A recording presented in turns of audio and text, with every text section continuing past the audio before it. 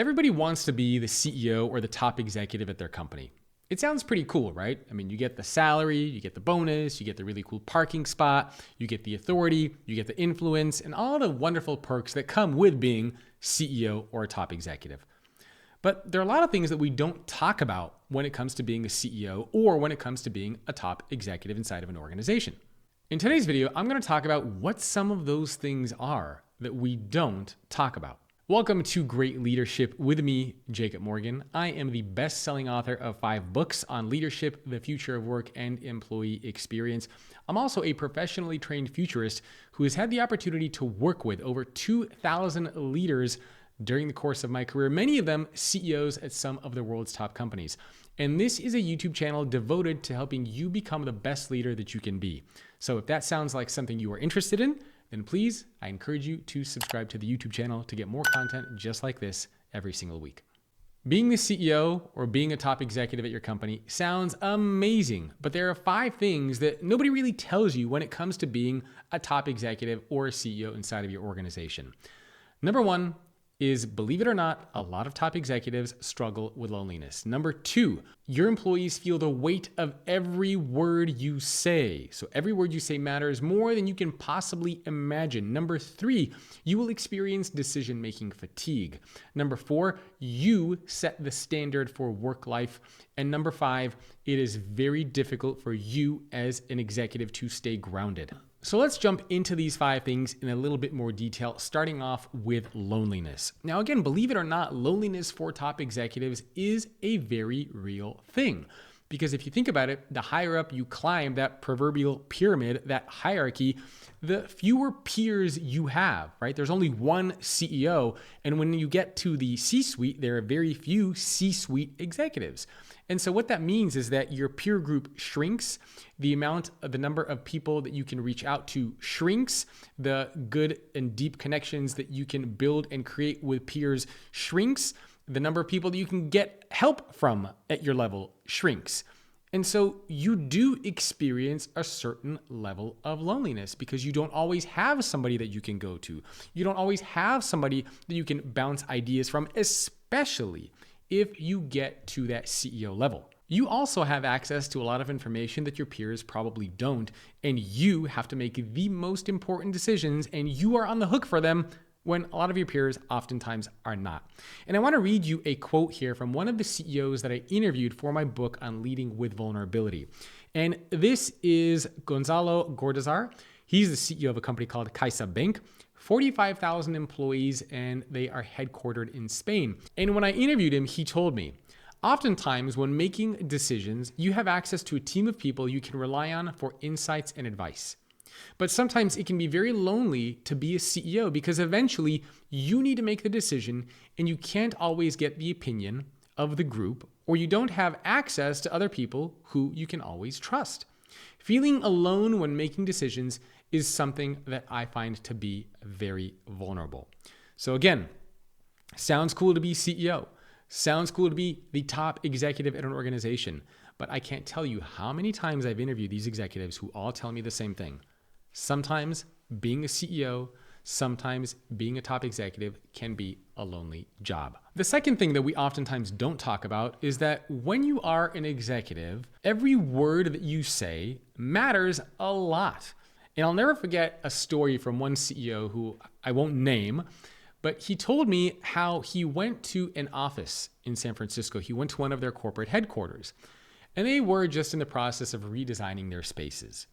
And he was getting a tour of the space, and as he was getting a tour, he saw this lovely piece of art, this lovely decoration that was hanging on the wall. And he commented, he said, wow, I really love the art and the design of how you guys did this wall. And a couple months later, he goes to Florida and he's visiting another one of their headquarters, and he's getting a tour of their facility, and he's getting a tour through the halls. And as he's looking through the corporate offices, he sees that the exact same art is there, the exact same design. And he gets a little confused, and he goes to one of the people responsible for the design, and he says, I was just in San Francisco a few months ago.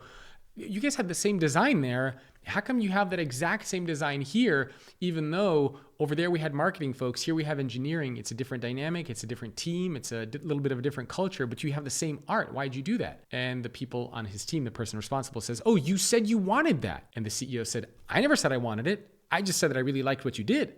I never told you to replicate it and do it everywhere else. And this is the problem when you are an executive at an organization. Every word that you say carries enormous weight and depth.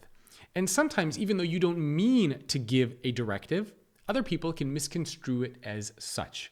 So having that level of clarity and knowing that anytime you say something, it has more weight. Another story I'll share with you is from Doug Parker, the former CEO of American Airlines.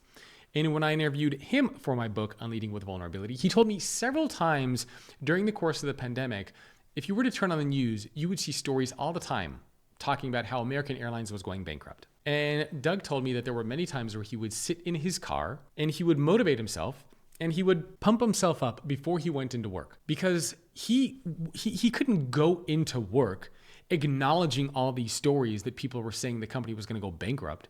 He couldn't show up to work and say, yeah, we probably are going to go bankrupt.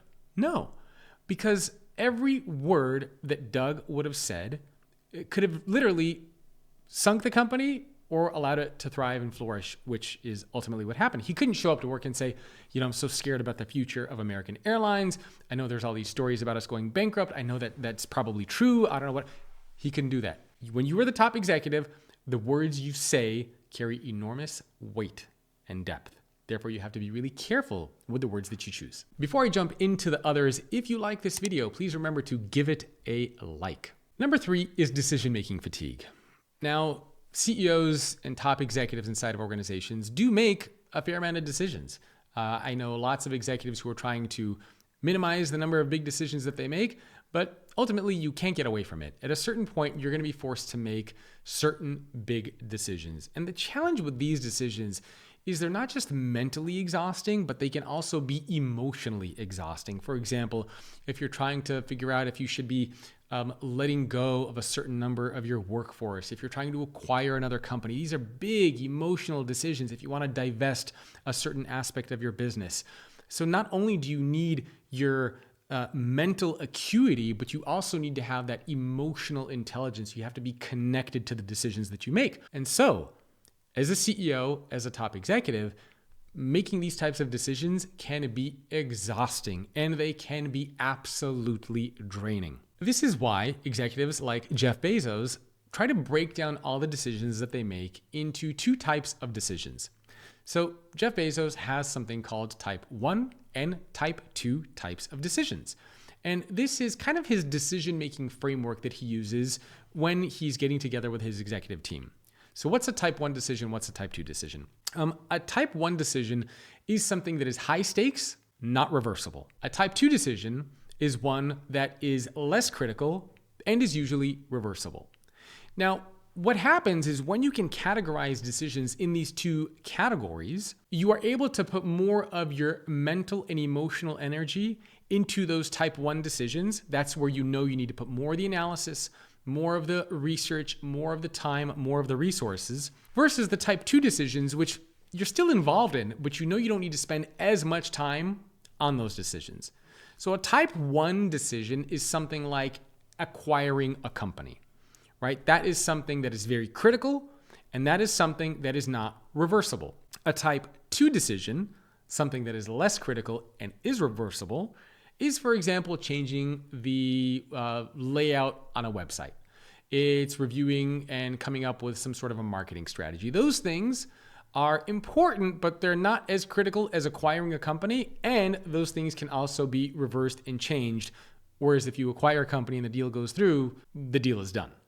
So again, type 1 and type 2 decisions. I think this is a very cool framework from Jeff Bezos on how you can approach decision making so that you don't get that fatigue, because you can't possibly invest the same amount of mental and emotional energy into every single decision that you are going to have to make. You're going to get burned out very quickly. Number 4 is a lot of leaders don't realize that they set the standard for work and life. I get it. A lot of executives, they do more and they care more. That's something that I learned from Frank Blake, the former CEO of the Home Depot. You want to work more, you want to do more, you care more. A lot of the executives that I've interviewed, they oftentimes wake up at 4 or 5 in the morning so that they can start their days. Maybe they're already reading news, getting on phone calls, meetings. They want to exercise in the morning. And oftentimes they work continuously throughout the day and even into the evenings, right? Because, when their kids go to sleep or when their family is relaxing, maybe they hop on and they work more. They are constantly plugged in. They're constantly involved. I've even heard stories of some executives who carry flip phones, kind of like the bat phone, where only a few people have access to that cell phone. And if there's an emergency, that's the phone that rings. And besides that, they try to unplug and get away from everything else so that they can be centered and grounded and focused in the work that they're doing. So knowing that you're setting that standard for work and life is important. This is one of the reasons why Sheryl Sandberg, the chief operating officer at Facebook, now known as Meta, was really big on leaving work at 5:30 so that she could spend time with her kids and her family, have dinner together, and have that quality time, because that was the standard that she wanted to set for everybody else, so that the other employees at the company knew that they could do the same thing.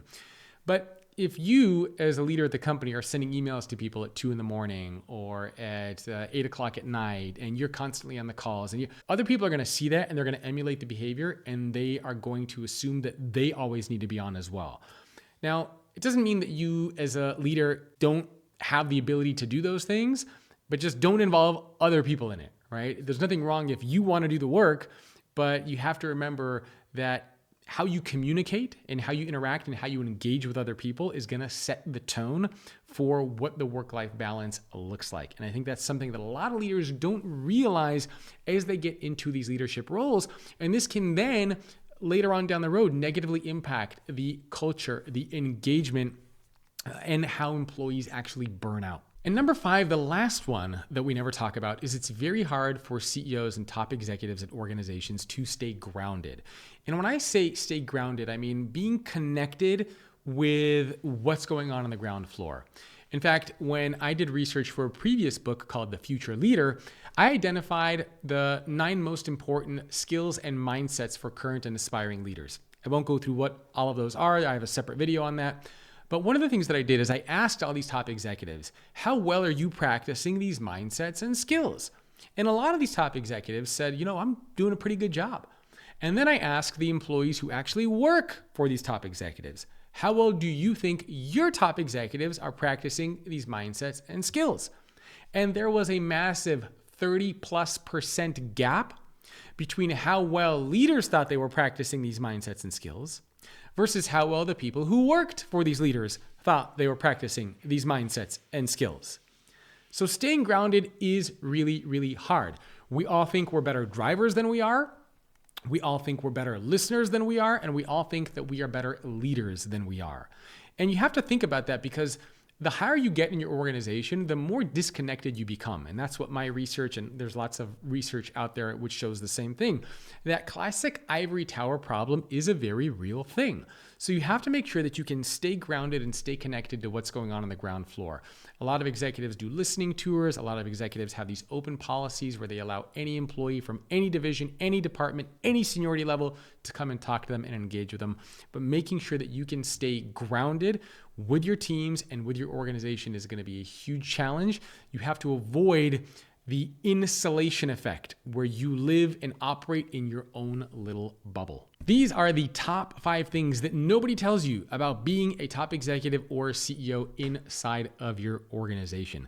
If you enjoyed this video, again, I would love it if you subscribe to the channel and let me know, what other content do you want to see from me? You can leave me a comment, or you can always email me, jacob@thefutureorganization.com.